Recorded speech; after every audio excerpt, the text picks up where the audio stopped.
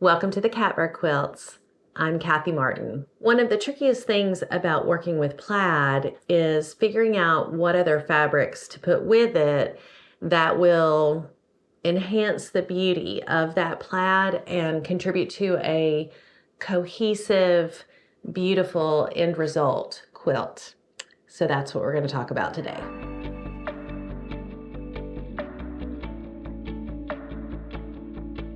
It's January, and in quilt fabric stores everywhere, the holiday fabric is on sale, the summer fabric is in the back of the store, and when you walk in, you see a slew of flannels and plaids because it's winter and people are working on cozy winter quilts.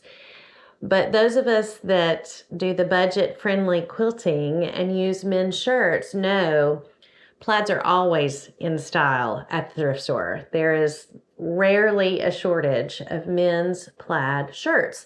And so I don't know about you, but my fabric stash, my shirt stash, has a lot of plaids in it.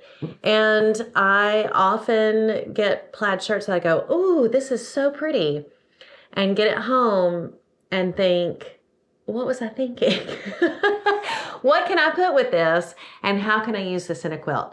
And so I thought I would just do some examples today and pull fabrics together to show you maybe a possible thought process for you. It's worked for me. It may not work for you, but and because everybody's different and everyone's tastes are different. But one of the things that I've found is if you start with the plaid, find that plaid shirt that you really like and start with that and go from there. So that's what I'm just going to do on camera with you is start with a plaid and talk about some possible options and some thought processes that will help you do a fabric pull that's really beautiful for your quilt. I'm going to start with a fabric that my friend Jennifer gave me when I was putting together the scrappy triangle quilt that I made for my daughter for her graduation. And I needed a lot of low volume fabrics to go across from solid fabrics that I was doing in this quilt that's made of all HSTs, all half square triangles. And so she sent this to me and I love it, but I had a hard time figuring out how to use it. So I thought, what better plaid to start with than one that I had a hard time working with in another quilt. So the thing about this fabric, this plaid, is it has a lot of different colors in it. It has a kind of wine color. It's got a dark blue. It's got a medium royal blue, orange and green, and then kind of almost a rosy peach. And in looking at this fabric, you would think, well, everything goes with it, but everything doesn't go with it. And one of the things that you have to remember when you're working with plaid is plaid like this looks very different than plaid like this. So this plaid looks like red and blue to me. And so I want to put red and blue with it. This plaid, and even further if I could make my arm grow, like Stretch Armstrong. If I could shoot my arm all the way back to that corner, I promise you I would. It looks kind of almost peach or maybe rose. And I know that because I tried to put a blue with it and then walked away from it. And I don't want to say it looked ugly because that would not be very nice, but it did not go. So there are different theories about plaids and different tastes about plaid, and kind of the beauty is in the eye of the beholder situation. Lots of all of us actually make quilts that have a whole variety of colors and patterns and prints. And as one of my viewers said, if you have one that's difficult to work with, just add more and more fabrics and different colors and it will get lost in the sea, which I agree with that. But for my purposes, what I want to do is get together a fabric pull that's really thoughtful in the colorway and really gives you that feeling of like, oh, That's so lovely and goes together so beautifully. Not matchy, but just goes together from a color theory standpoint. So I just want to put that out there as a caveat that you could use this with all of the colors that are in here. And depending on what your quilt, what look you were going for your quilt, it might be great. But for my purposes, I'm going to do a fabric pull that hopefully, I don't know if it will, to me, it feels thoughtful and cohesive. So the first thing I want to point out is, and what I started to say before I went down that rabbit hole, was that I put a blue with it, and I want to show you the blue that I put with it. So here's the blue. It's very, very close to that thin blue line right there. That is not ugly. I really shouldn't have said ugly. It's really, it's really not ugly, but it needs something else, in my opinion. So I backed up, I put the blue away, and I pulled out a couple of red/rose. So this, oh goodness, boy, if that's not an example of the I can't leave well enough alone. I pulled that and it just went everywhere.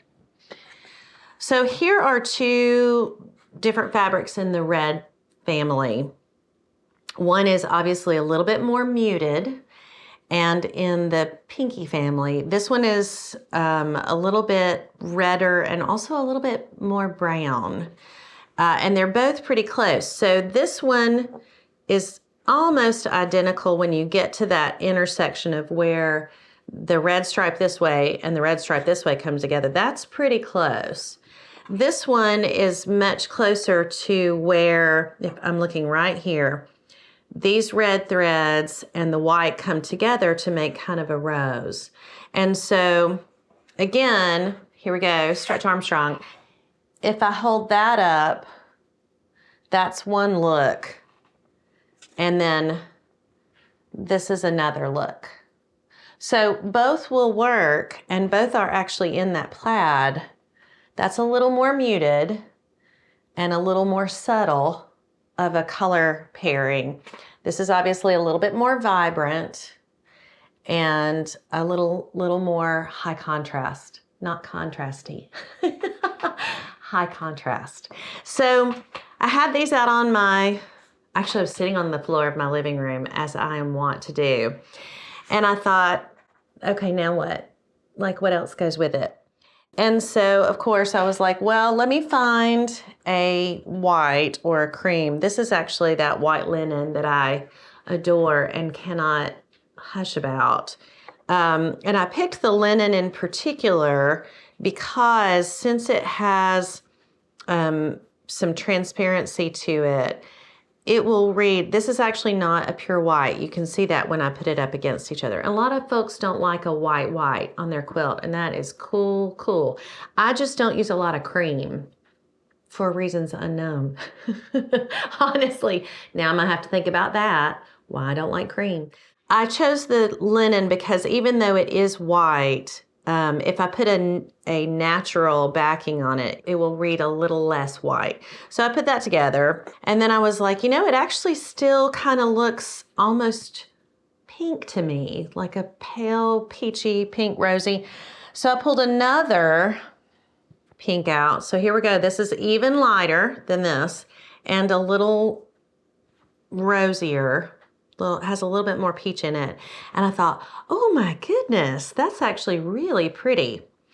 And then I realized that I was actually working in gradient. And what blends from this rose to the white is actually the plaid. And I thought, gosh, that's really pretty.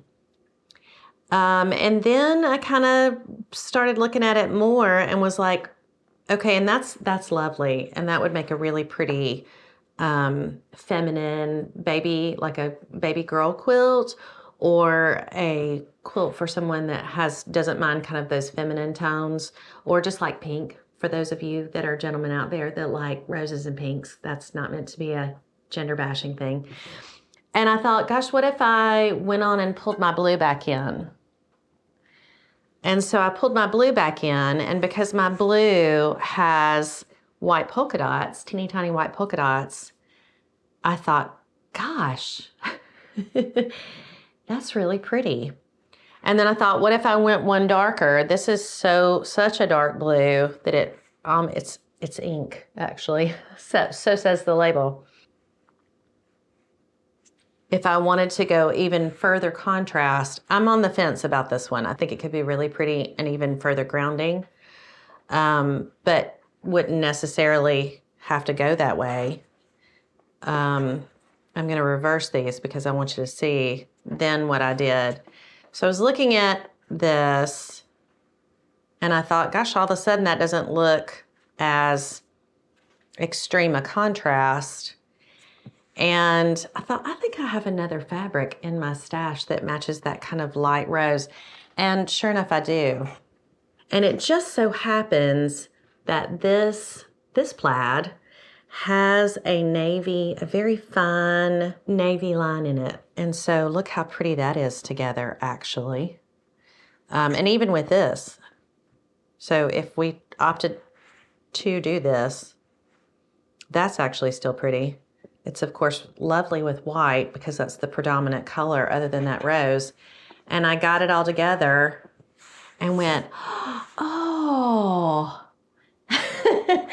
isn't that pretty? I think that it works. And I think that, I could take out one of these and it lean more pink. I could take out the pink and it lean more red, depending on what quilt pattern I chose. But it just has, it takes those different elements of the plaid and the plaid becomes the blender, which is a weird thing because a lot of times blenders, you're trying to get from one color to another. And a lot of times that's just a solid color. You use a solid as a blender, although you can use low volumes as well. But suddenly that plaid to me is really kind of the star of the show because it ties it all in. So that was kind of thing number one. And if you look at the plaid closely, I'm gonna put these together. And if I were doing this quilt, like if I were making this exact quilt with this fabric pool, I probably would not put those two plaids up against each other. I'd probably separate them with sashing. So like if it had white sashing, that is nice. This to me is less nice. Although I've seen worse plaid pairings, to be honest with you. But I chose to ignore the orange and the green and the peach, and then there's almost this like mustard yellow. I just ignored those colors in this print, in this plaid, and I actually pulled a couple of fabrics and put with it. They're too fine, and that's not the predominant color, which again is the beauty of holding something away from you. That's just not that orange and green are a nice enhancement, but it's not the predominant color of that fabric. So that's how I ended up with that. So I started with my plaid. I tried to evaluate the most predominant color, and I went with that. Which, by the way, this is a total aside, which, I mean, let's just face it, I just go from one aside to another. But in thinking about doing videos on plaids, and there's so many aspects to plaids. There's how to square them up nicely. Do you put them on the bias? Do you do them on the grain? Do you put solids with them? Do you do other plaids with them? One of the things that we did, and this time it really is a we, it's my husband and me, not me and the mouse in my pocket, looked up what the definition of plaid is. But basically it's stripes crossing each other perpendicular and unevenly spaced. Oh gosh, I just butchered that so much. So for that purpose, using that definition, I'm not going to include other fabrics like gingham or check that in my head I kind of think of as plaid, but based on that definition, really not. So we're really looking at stripes that are intersecting each other on the perpendicular. And so I just looked at that and was like, what is the predominant color? And that's how I ended on that. So that's enough about that. I'm going to show you another one that I did, kind of with the same process. So here's a plaid that is very, very simple. It's a white background with orange stripes and kind of a charcoal gray stripe. And I just, for fun, I mean, this one would not be hard to do a fabric pull for, but I thought, well, let's just do it for fun. So the first thing I did was found an orange that matched, and I loved that. And then I was like, what's the other color in it? You know, predominant color, white. So this time I got a white. I don't know if you can, I'm going to tip it so maybe we can catch it's white with white stars on it. And I thought that would provide some possible texture and interest. And I was like, oh, that's nice. And then I thought, I think I have another orange plaid shirt in my stash. And I do. And I thought, ooh, now it's starting to get interesting. And then I was looking at this and I thought, I actually started with, this could be kind of almost Halloween-y. And so I did a charcoal gray, which actually almost perfectly matches the color of that gray. And then I put a black check. And then I decided that was too much plaid / check.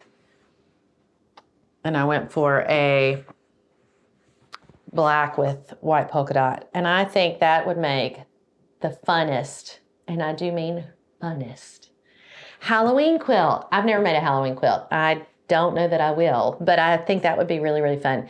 And I looked at it a long time and thought that would be so pretty, but because it's not Halloween, I'm like, no. And I was doing this, as I said, on my living room floor and asked my husband about it. He was like, I mean, it's okay. So I went a different direction. That's actually when I pulled this shirt out.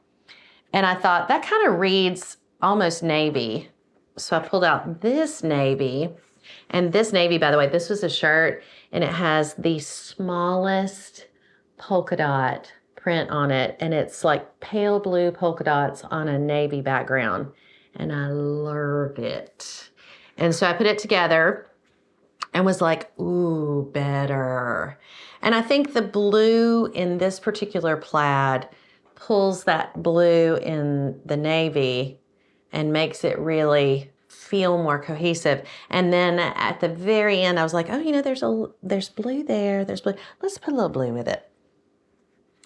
And I liked this. I liked this to this. And then I did this and was like, oh, yes. So again, started with the plaid. Now I could have done the exact same thing starting with this plaid, actually. And so it's predominantly orange. That's pretty close orange. And then I could have done, oh, there's a little bit of blue in there. And look, even that is really lovely. And if I had gotten here, I might be like, I think I have that other low volume with the orange in it. So I could have done this in any stage. I could have started with either plaid. It just happens that I started with the real simple one. So in both of these cases, this and the one before, I had the plaid, but I didn't use every exact color in that plaid. And so I'm going to show you, I'm not going to go through each step of the way, but I want to show you two other examples of that.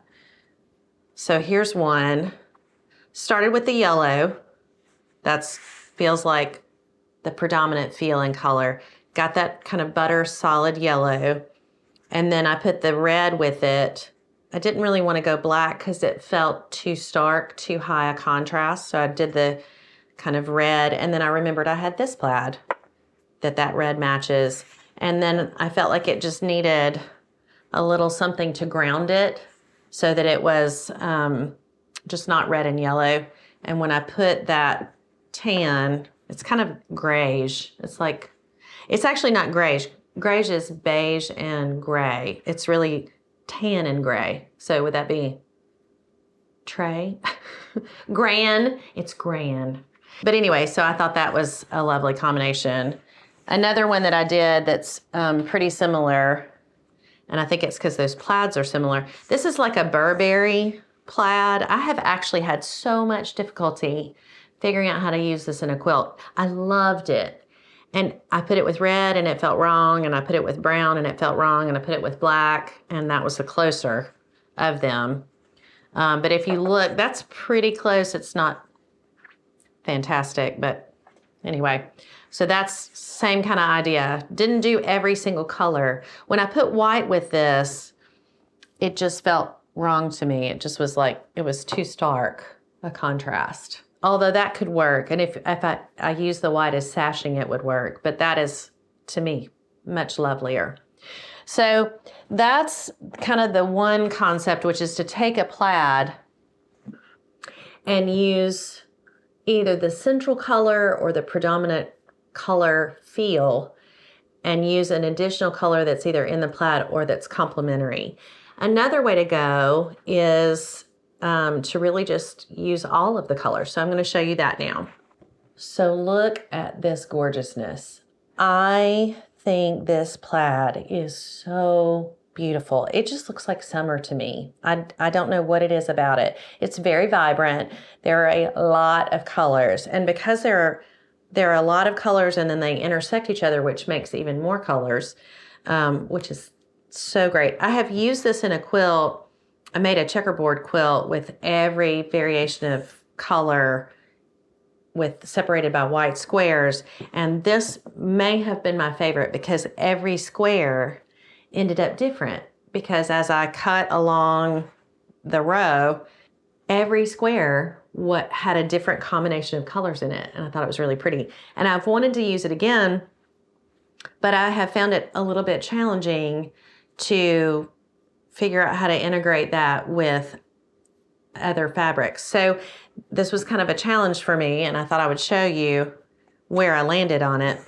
So I started with this, and again, I do like to start off with the predominant color felt like green to me, which initially, if you had just held that fabric up and said, what color is this? I would have said blue. But it has a lot of green in it. So I dug through my stash and found a green that's pretty close. It's very close where the dark blue and the green hit. Where the yellow and the green hit, obviously it's not as close. Can you see that? Man, I am just like, I can't stop fussing with my sewing table. So that was the starting place for me.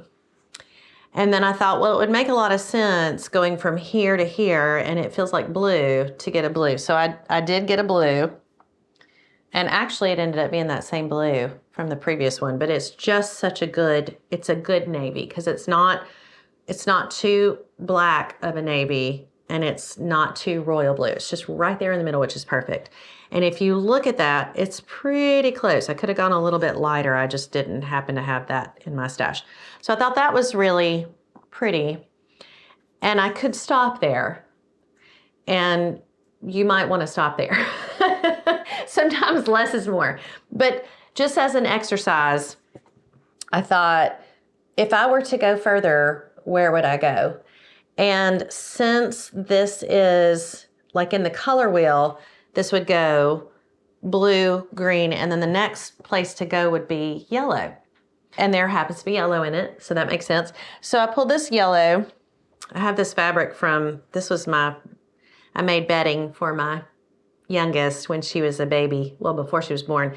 And I just love this fabric. It has lollipops all over it. But I pulled that fabric. It's that yellow gingham.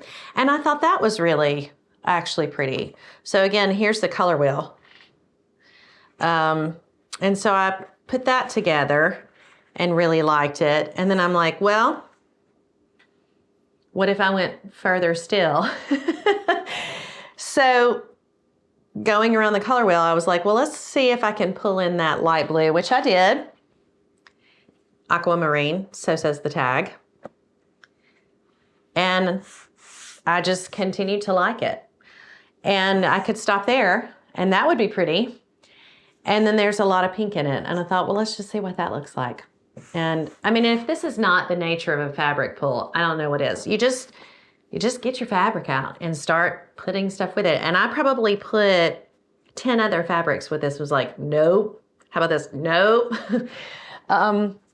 And so I ended up on this one, which is it's the pink that's in the fabric is actually a little even more vibrant, a little more hot pink. But these two right here are more jewel toned.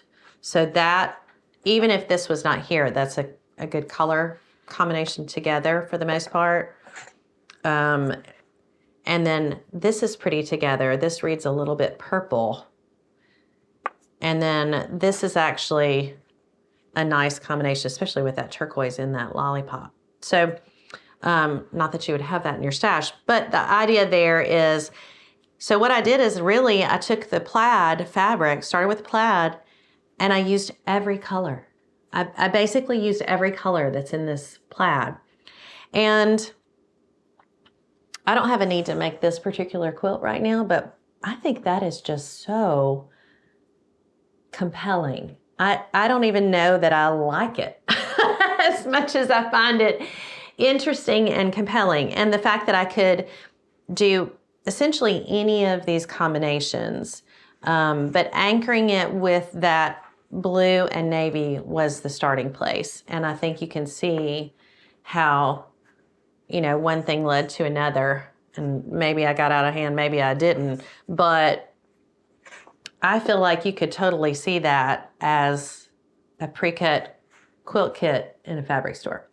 So I've got one more to show you, and then I want to talk about when you get those plaids that are difficult and challenging. Whew. How about this one? It is like staring directly into the sun. I feel a little blinded with the vibrance of this particular fabric. This was fabric that was, I think, hand-me-down fabric from somebody that they gave me. They cleaned out their garage, and this was in a tote somewhere. And so I was like, sure, I'll take it. So I started with this and was like, well, let's just start with the yellow since I'm staring directly into the sun. And it just so happens that I have a yellow that is the sun. And so I put that, I was like, oh, that's pretty. And then what's next? Okay, well, orange is next. And I could have used that other orange, by the way, from the previous one. But it was a little bit blue, and I felt like this was kind of closer. It blended that yellow. And then I just also happened to have a hot pink. This was a shirt. This was a men's shirt, this hot pink. Man, we got some awesome men that live around where I live. And look at that, isn't that pretty? So again, very vibrant. Not planning on making this quilt anytime soon, but if I had a young child that liked that kind of dramatic, bright color, that would just really be pretty. So that concept there is, and again, if I did sashing, I would probably do white to tie in with the rest of the fabric. But I used every color in that plaid, and I think it works. So that's that. Now, let's talk about when you get the plaids that you think are going to be great and you get them home and they're not so great. I bought this fabric because I needed some green in the shirt quilt that's the checkerboard. I just didn't have enough green. And I got it, and I thought it would be really pretty because it's a dark forest green. And it has the blue and the white and the black. And I literally put one square of it in that whole quilt because I got it and it just didn't, I don't know, something about it didn't look right. It didn't read green. It didn't read, I put blue with it, and the blue seemed to be too bright. Like I actually matched that very blue, and it looked too bright because this is actually a very dark, kind of muted green. And so I thought, well, let's just put that dark muted green with it and see what it looks like. And this is almost identical, and honestly, it looks great. So if you have a shirt fabric that is just a challenging combination of colors and you put the blue and it seems too garish, you can always just go with the background color. I have a red fabric that I have used a lot, but in bits and pieces, that looks like, my husband says it looks like 70s Christmas wrapping paper. And it's a beautiful plaid. It's almost like a tartan. And it's just mostly red. I've tried to put white with it and it feels too garish. I've tried to put green with it, same story. Ultimately, what looks best with it is black. Or I could do another, like match the red, and it'd just be a lot of red. This is a good combination because when in doubt, you put that solid with it and it works. And let me just say, for those of you that make memory quilts for people who have lost their loved ones, and you're given a pile of shirts from the person who has passed on, and you make a quilt as in memorial for the person. First of all, God bless you. Working with a lot of disparate shirts, and very often there are a lot of plaids, is its own challenge. And I think it's amazing, some of the gorgeous work that you guys can do with that. You may not have the luxury to just choose any fabric that you want to. But this is, I think, what I've found working with plaids is when in doubt, you put that solid color or you separate it with sashing, and all of a sudden something that's kind of not a really pretty plaid can have its own way to shine. So what I did to finish this up is I put a white with it to match the white. If I was doing this quilt, I would probably use white sashing. And then in the end, I decided I would pull the black too, just to see what it looks like. And I think it works. Now, again, not probably be a quilt that I would make, but if I was given a bunch of men's shirts and this was among them, to me, this is a good way to navigate this green shirt that was really challenging.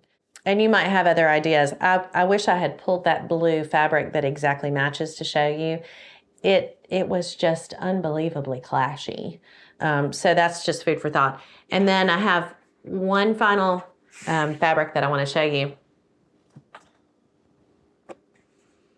I bought this shirt because I thought that it was pretty and an interesting combination. It's chartreuse and kind of like a dark sage.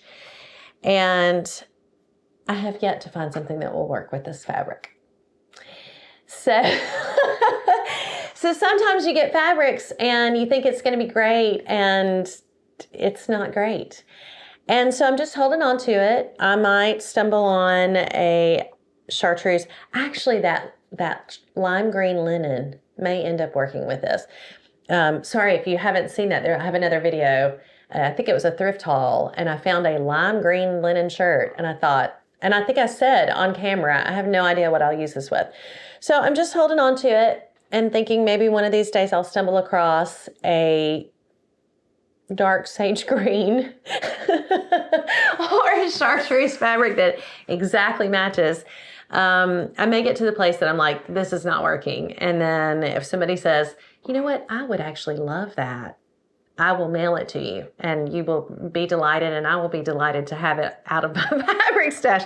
But sometimes you get plaid shirts that you think are pretty in the thrift store and they just don't work, and that's okay too.